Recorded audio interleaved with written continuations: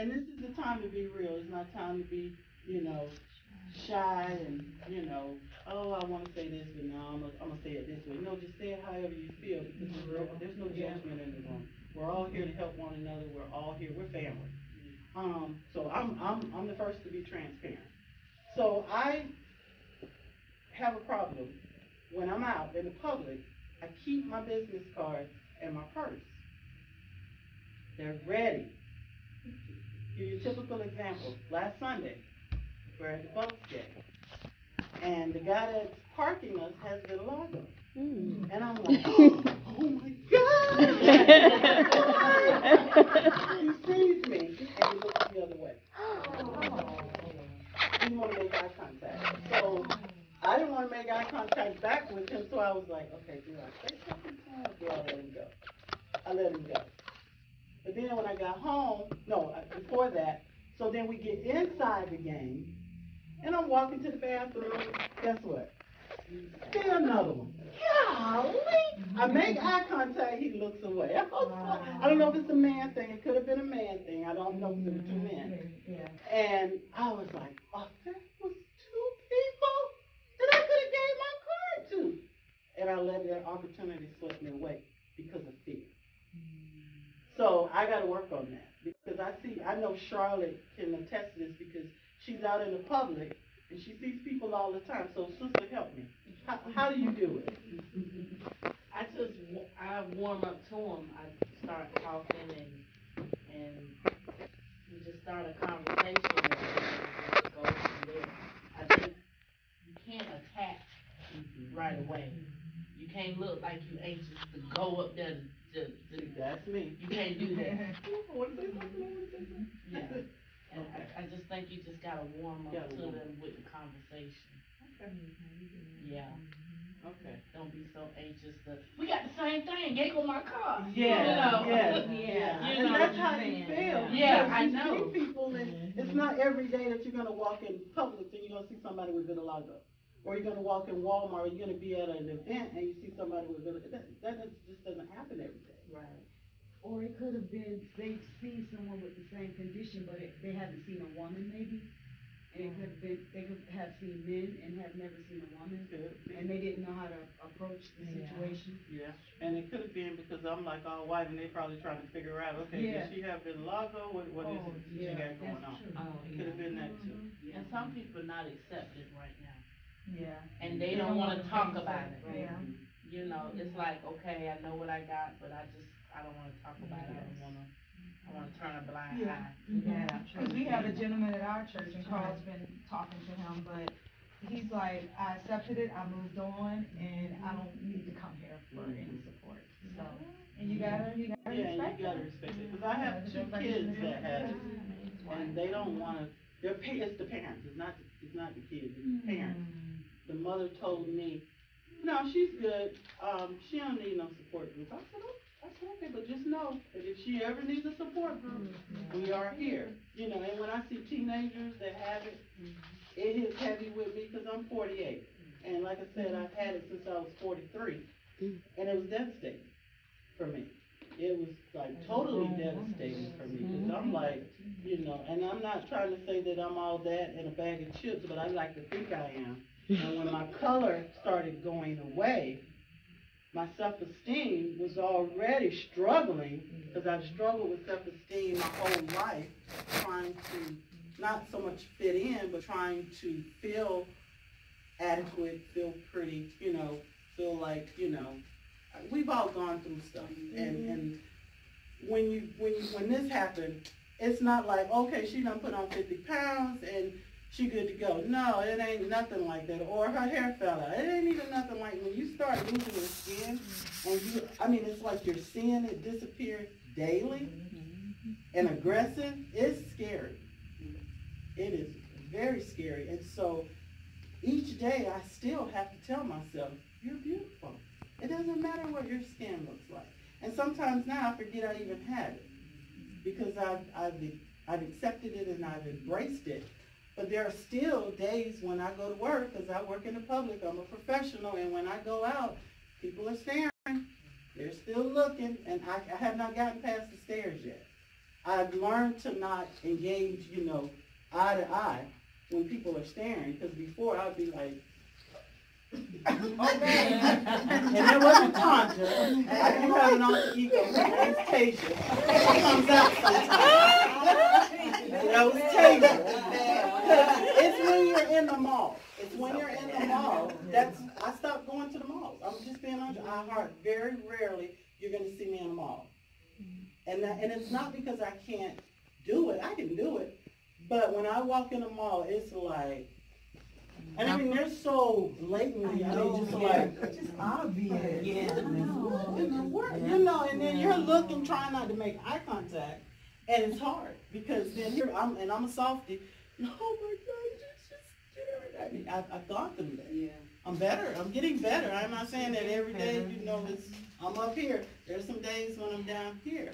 But I'm learning how to embrace it and how to, accept that people are going to stare, and try to make them aware, because when you're in the grocery store, the kids are looking at you, they really don't understand it. I've had one kid say, she looked like a monster, and I was about to die. I was like, oh, look like a monster, I look like a monster, but it's just, I don't know, it's different. Who else? Somebody else? Come on. I guess I would say most of you have or discovered or had vitiligo or realized it, or it came about in your older years, so it makes you more self-conscious about it. Mm-hmm. I've had mine ever since I can remember, maybe like 2 years old. So when I was in like elementary school, I was so self-conscious about it. I didn't really get bullied. Maybe like a few kids said stuff to me, but like my friends jumped on them, so there was like, not jumped on them, but like my friends stood up for me so they didn't do it again. But when I was in elementary school, I always wore, it was only on my knees then, and it was like a little bit right here, and I always wore long sleeves, long pants. It was a little bit under my arm. I was very self-conscious. Maybe towards 5th grade, going into middle school, I was like, I don't care anymore. Like, I have friends. Boys still like me. I still get called pretty. But my mother was taking me to certain dermatologists, and they put me on this cream called Elidel. And I was using it every day for 6 months, 2 times a day, and it all went away. Then maybe like 2 weeks later, when I stopped using it, it was gradually coming back. And I was just like, Mom, I'm not going to the doctor no more. I'm not using this cream no more. I'm not sitting out in the sun. Doctors were saying, oh, yo, sit out in the sun, go do this light. I'm not going to get skin cancer. Like, I'm not doing that. So I'm comfortable. I've been comfortable since middle school in my skin. I wear whatever, as y'all can see. I don't care. The only thing that bothers me, because like people stare, kids say stuff. When people stare, I say hi, hello, questions. Like, what do you want to know? Like, it's not to stare. What am I gonna say? Sorry, I went dead. I don't know. I'm comfortable. Oh yeah. So, do y'all know about the model Winnie Harlow? Mm-hmm. So my sister showed me her maybe like a few years ago before she got popular. She did somebody's music video on YouTube. It was in black and white, and she was doing a video with a cow, and it was art. It was literally art. So I was like, wow, oh my God, I never thought a girl that looked like me would be a model, because ever since I can remember when I was younger, I wanted to be a model, but I'm like, nobody that looks like me is gonna be a model. Mm-hmm. So then, next thing I know, a month later, she's on America's Next Top Model, and I'm like, oh my gosh, okay. So, but unfortunately, she did not win, but the exposure, she's everything now. She's everywhere. She just walked for Victoria's Secret, and she just gives me so much motivation and so much, inspiration. Even though I'm already comfortable, it's just she is extra, just whatever. She takes, she's a model. She takes nude photos, but they're not nude. Mm-hmm. They're just showing off her. It's art, and she's gorgeous. And always said, maybe a few years ago, I was like, once I get into starting my business, I want to do a nonprofit for people that have vitiligo, because I know everybody's not as comfortable as I am. I didn't even tell y'all what the one thing that upsets me. So the one thing that upsets me, the one thing that upsets me is when women come up to me and tell me about makeup. Because it's like, don't you think that I'm a woman and I know about makeup, and you clearly see that I have makeup on and I choose not to cover. So a person coming up to me asking me that is very, I don't know, it just makes me feel away. Like, you don't like what you see, don't look at me. Like, it's insulting to me. Right. I be telling the girls that I see, like, don't cover up, you're beautiful. Like, I try to uplift whenever I see someone. I try and go talk to them. People come up to me. It's very rare that I see a man. I've met one male in my whole entire life besides my uncle. My dad's youngest brother has it, and my dad's first cousin has it, but I'm the only female. But like I said, I'm very comfortable in my skin. If you guys ever need anybody to talk to, I'm here. And yeah. So the things with laughter yoga, there are acupressure points in your hands. So one of the things is clapping. Okay, that's part of it. Normally, if I would teach this, we would be kind of walking around and milling around, because one of the things is eye contact. The socialization is important, right? You want to connect with people. The other thing is breathing and chanting. That's to get the, get the blood flowing and get the air moving through your body, circulating. And then the last thing is just playful, like, having fun. So the first chant we're going to do is ho, ho, ha, ha, ha. Ho, ho, ha, ha, ha. Ho, ho, ha, ha, ha. Ho, ho, ha, ha, ha. Ho, ho, ha, ha, ha. One more time. Ho, ho, ha, ha, ha. All right, excellent. So this next one is you're going to inhale up, and then you're going to exhale and just relax and lean down forward. You can keep your knees bent. So inhaling up, and then exhaling down. This next time we're going to do a low.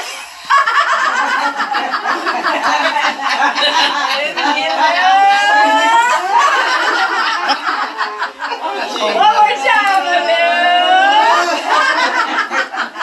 And coming all the way back up. And this one is very good, very good. Yay! Very good, yay! Very good, yay! One more. Very good, yay! Excellent. All right, we'll do one more. So this one's called the milkshake. So you're going to go, it's like you've got two things here. You're going to pull it. You're going to pour into one.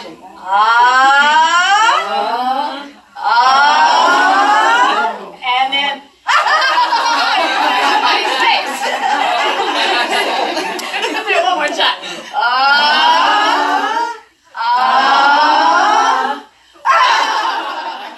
Disease works on it.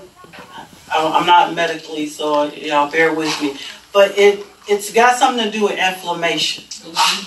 And so there are a lot of things that we eat, there are a lot of things that we drink that brings on inflammation. Sugar. The sugar is one of the worst things that we can eat that gives us inflammation. And so I did the Whole 30 about 6 months ago. And I did it for, I was supposed to do it 30 days, but I'm going to be superwoman. No, I'm going to go on 60 days to do it. I did it for 60 days. No sugar at all, no dairy. I didn't get not 1 ounce of color back. Wow. So everybody's different. Yeah, it just works different. So for me, it didn't work, but because I'm a diabetic as well, so that's another autoimmune disease, it worked for my blood sugar. So it's things that we have to do and we have to change. And also I have a thyroid disease, which again is another autoimmune. So I've got, these forces fighting against each other. So we just have to find what works for us, because everything that, people told me, they gave me some pill. Somebody gave me a vitamin, probiotic vitamin. I met a guy in Walmart. He says, "Oh, ma'am, I look just like you. And if you take this probiotic vitamin every day, your color going to come back." I took it for 3 months. My color did not, no color. I'm still white. I was like, okay, that didn't work. I didn't want to be popping all these pills either. So it just depends on your system and the person and how it works for you. And there are Caucasians that have vitiligo. There are Indians that have, I just want to put that out there. It's not a black person's disease. Everybody's affected. China. All these nationalities are affected. Indians, they have it. Matter of fact, Ken was supposed to be here. He's the owner of, if you guys travel on Lakeland Hills Boulevard. He owns the Sunoco. He has it. And he was supposed to be here today, but he, like I said, he runs the, his store. But I walked in his store one day doing an inspection, and before I could get to the counter, he was like, "Oh my God, I gotta do it." He started showing me. I was like, he's like, "You got it?" I was like, And I was going to say about the meat thing in Indians, a lot of Indians are vegetarians, so they never really, consume much meat. Yeah, exactly. And they have it. A lot of them have it. Yeah. And a lot of, like, for me, I chose to cover my first couple of years of having it. And like I say, I was, hormones going through the change, sweating. You forget you got your makeup on, and then, okay, your cover's blown. That's what happened to me. And then at that point, I decided, I can't do this anymore. This is too much. It's too much work. But it's to each its own. If you're not at that point where you're ready to uncover, keep covering. And we're not about telling people to cover. I would never tell people cover or uncover. You've got to get to that point where you feel comfortable to not cover. I got to the point because my pocketbook also told me you need to uncover because MAC makeup was expensive, and that was what I was using at the time, and I was having to change so often because of my color was changing. So each time your color changes, you got to go to another palette, you got to go to another foundation. So that's more money. So you still got a full bottle of this foundation, but now you got to switch because you're getting white and white. So I just got to the point where I was like, you know what? I'm good. I don't need to cover. And if I choose to wear makeup, I wear it. If I don't want to wear it, I don't have to. And I'm like Joshua, accept me however I am. I start seeing a patch under the eye. I'm not as aggressive as you in the face, but around my eyes I do have it. And I told my girlfriend a long time ago, I said, I got this white spot.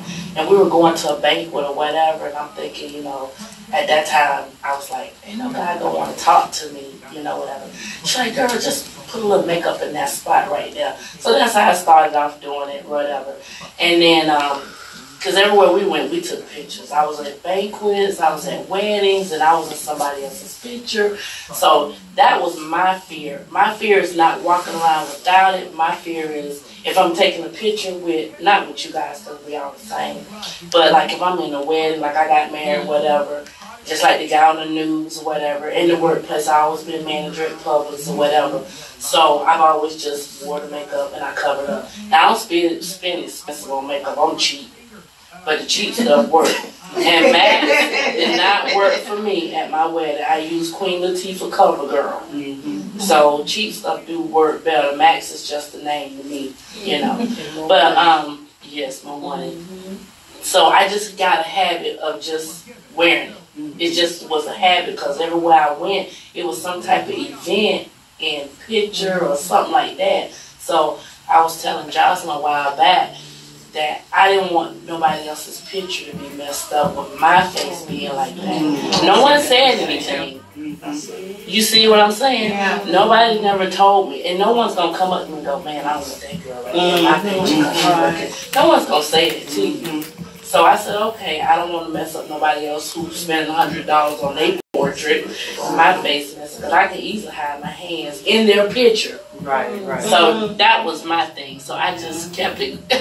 Johnson always look and say like, you shouldn't feel that. Made me so sad when she told me that. I was like, you're making the pic. When they look at the picture, they're gonna go straight to you. I know. They're gonna be like, oh, who is that? What's, they're gonna be having questions. They're gonna be like, it made me feel so sad. Right. Yeah. Everybody's not gonna think like but that. if they understand it, this is why we're having this group. Right. Until they understand it and we're putting it out there, right now we're already getting the stares. Yeah. So until they know this and go, oh, okay, we know this about her, she'd be good in our picture. But what I was gonna tell you, I was going through a lot of stress as well. They say there's not a fact known about it, but I really believe stress. Yes, stress increases it. Yeah, that's a fact. I want you to be careful. I was your age, young, working overnight. So if I had 2 jobs and I had a baby, and thought I was Superwoman or whatever.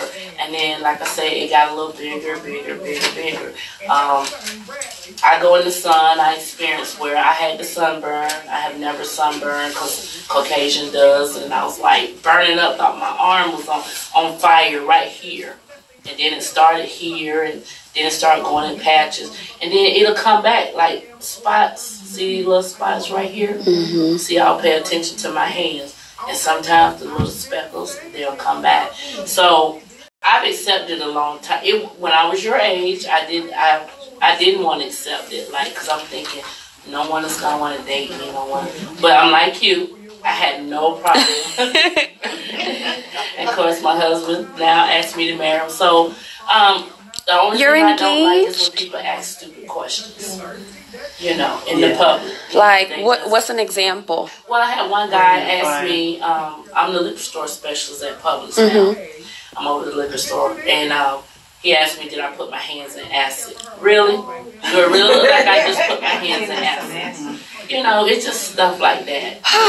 I've never experienced People that. ask me what, and then they'll ask me. They say it's not a cure, but I went through the light treatment, Mm-hmm. and I took a pill, and it actually worked. It did. And as soon as it started working, my insurance stopped paying for it. I invested a lot of time and money in it. A lot of time. My doctor even tried to send in a letter to appeal it to the insurance company. I just think, my opinion, I just don't think they want it to be a cure because they're going to lose money. That's what a lot of They're going to lose money. So they can keep us coming and keep us, you know, and the cream is just to prevent it from spreading. It don't really Make it go. I mean, it makes it go away for a time being, but then it comes right back. Exactly. It's your skin. And see, at the time I was diagnosed, I was anemic, I was B12 deficiency, and my iron was low. So that triggers it too. Mm-hmm. I had all of that. So right now to this day, I have to take iron pills, B12 shots. I've been slacking off of it a little bit, like I'm supposed to. But I do believe eating right, doing the B12 and some other things, I think it can help it. But you just got to be committed to it and doing it. And like you say, stuff that they saying we're not supposed to eat or whatever. It's hard for us to adjust, Mm-hmm. especially if we're at the point where we done accepted it. But you got those who are coming up Right. that need to be educated on it and to know. Dermatologist didn't have a clue what it was. But Wow. she had seen it, but she didn't want to call it. She just was like, Get a second let opinion. me take you to the dermatologist that specializes in vitiligo, because I believe it's vitiligo, but I'm not real sure. And then that's when they put me under the light, and sure enough, they could tell under the light all these spots. So, and then that's when it just blossomed. Back in December,